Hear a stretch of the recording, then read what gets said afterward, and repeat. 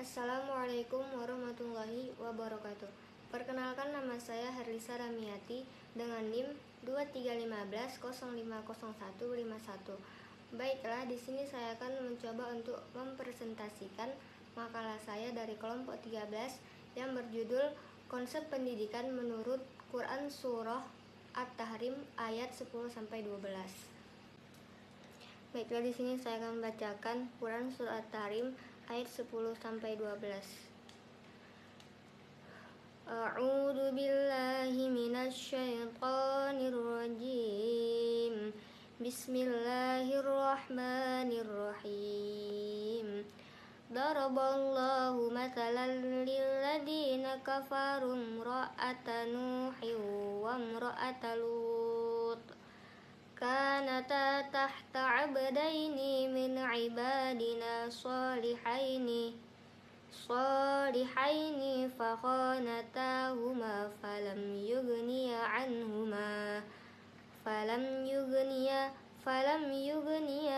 anhuma minallahi syai'an wa qila dukhulan nara ma'ad dakhilin. Wa daraballahu mathalan lilladzina amanu imra'ata fir'aun id qalat rabbi ibni li 'indaka baitan fil jannati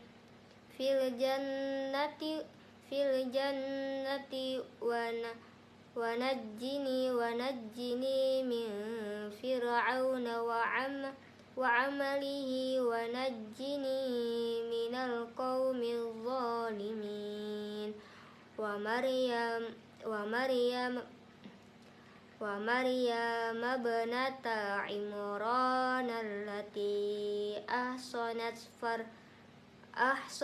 farjaha fanafakhna fihi min ruhina wa saddaqat bi kalimati rabbiha wa kutubihi wa kanat minal qanitin. Shadaqallahul azim.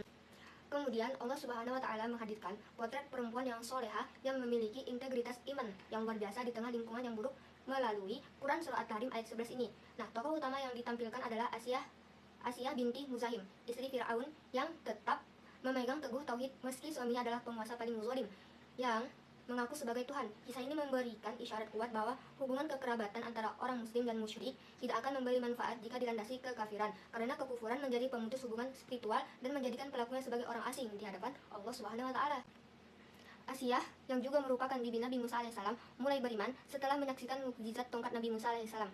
Keimanan ini memicu kemarahan besar Fir'aun sehingga ia menyiksa Asiyah dengan sangat kejam, mulai dari memanggangnya di bawah terik matahari hingga mengikat tangan dan kakinya serta meletakkan kincir besar di dadanya. Namun, segala bentuk intimidasi dan kejahatan tersebut tidak sedikit pun menggoyahkan keimanannya. Hal ini membuktikan bahwa iman adalah tanggung jawab pribadi sendiri. Nah, yang tidak dapat dipengaruhi oleh tekanan lingkungan luar maupun status suami yang zalim. Keteguhan iman Asiyah tercermin dalam doanya yang berbunyi, "Ya Robku, bangunkanlah untukku sebuah rumah di sisimu dalam surga, dan selamatkanlah aku dari Fir'aun dan perbuatannya, serta selamatkanlah aku dari kaum yang zalim." Melalui doa dan perjalanan hidupnya, terdapat 4 karakter utama yang menjadikan Asiyah sebagai teladan perempuan solihah. Nah, yang pertama itu memiliki iman yang sangat kuat, dan yang kedua sabar dan tidak mudah berkeluh kesah, dan yang ketiga itu senantiasa beribadah dan berdoa, dan keempat itu berpendirian teguh.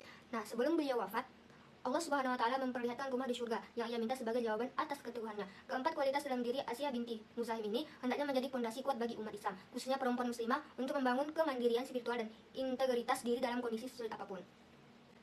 Al-Quran juga memuliakan Maryam binti Imran sebagai satu-satunya perempuan yang namanya diabadikan secara khusus sebanyak 34 kali dalam surah berbeda. Penegasan ini mencapai puncaknya pada Quran Surah At-Tahrim ayat 12 yang memotret sosok Maryam sebagai simbol ketaatan dan kesucian yang tak tertandingi. Sebagai putri dari keluarga Imran yang soleh dan tumbuh dalam asuhan Nabi Zakaria alaihissalam, Maryam dikenal sebagai sosok yang sangat menjaga kehormatan dirinya. Nah, para mufassir seperti Wahbah Az-Zuhaili hingga Al-Qurtubi menjelaskan bahwa penjagaan ini tidak hanya bermakna fisik, tetapi juga kesucian batin dari perbuatan keji. Begitu terjaganya Maryam hingga dalam proses ditiupkannya ruh Para ulama menjelaskan bahwa malaikat Jibril meniupkan ruh tersebut melalui kerah baju atau lengan bajunya, bukan melalui kontak fisik langsung, sebagai bentuk pemuliaan atas kesuciannya. Atas ketulusan dan ketaatannya yang luar biasa, Allah menganugerahinya anak, yaitu Nabi Isa alaihissalam. Meskipun ia tidak pernah disentuh oleh pria manapun, Maria membuktikan keimanannya dengan membenarkan kalimat-kalimat rohnya serta kitab-kitabnya, sehingga Allah memberi gelar Al-Qonitin atau golongan orang-orang yang taat. Nah, keseharian Maryam yang dihabiskan untuk berkhidmat, bersujud, dan beribadah di mihrab Baitul Maqdis menjadi bukti nyata 3 karakter utamanya. Dan yang pertama itu hamba yang qanitin, dan yang kedua penjagaan kehormatan, dan yang ketiga wanita yang sabar. Dan yang kedua itu menurut tafsir Al-Marogi. Ahmad Mustafa Al-Marogi melalui penafsirannya terhadap surah Al-Tahrim ayat 10-12 menjelaskan bahwa hakikat pembentukan karakter dan kemandirian iman tidak bergantung pada faktor eksternal semata.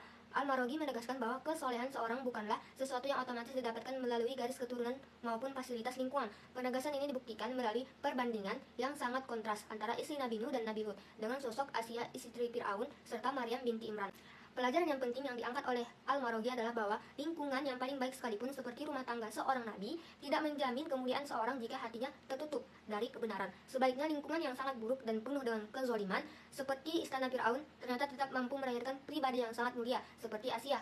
Melalui fakta ini, Al-Marogi menekankan bahwa setiap individu memegang tanggung jawab penuh atas pilihannya sendiri. Seorang wanita tidak dapat menjadikan tekanan suami atau pengaruh buruk lingkungan sebagai alasan untuk meninggalkan keyakinan. Sebab Asia telah memberikan teladan bahwa iman yang kokoh sanggup bertahan meskipun di tengah badai ujian yang hebat. Selanjutnya ialah pelajaran berharga dari sosok Maryam binti Imran, menitik beratkan pada pentingnya menjaga kehormatan diri serta memiliki keteguhan intelektual. Al-Marogi memandang Maryam sebagai figur yang tidak hanya menjaga kesucian fisiknya, tetapi juga memiliki kecerdasan spiritual karena sangat mempercayai firman Allah dan kitab-kitabnya. Hal ini menunjukkan bahwa pola pembinaan bagi perempuan harus mencakup pemahaman agama yang mendalam agar terbentuk mental yang kuat dan sabar. Kualitas inilah yang membuat Maryam tetap tegar menghadapi tekanan sosial yang berat ketika harus membesarkan Nabi Isa alaihissalam, seorang dirinya. Nah, secara keseluruhan, Al-Marogi mengajarkan bahwa tujuan utama dari bimbingan agama adalah membentuk jiwa yang tunduk sepenuhnya kepada kebenaran. Nilai kemuliaan seseorang tidak diukur dari status pernikahan atau tempat tinggalnya, melainkan dari sejauh mana ia mampu mempertahankan prinsip iman dan tetap terhubung dengan Tuhan melalui doa. Nah, jadi sebagaimana teladan Asia, ia tetap fokus pada tujuan akhirat dan memohon rumah di surga, meskipun secara lahiriah ia sedang mengalami penderitaan di dunia. Oke, baiklah, mungkin sampai situ penjelasan yang bisa saya sampaikan. Lebih dan kurangnya saya mohon maaf. Wassalamualaikum warahmatullahi wabarakatuh.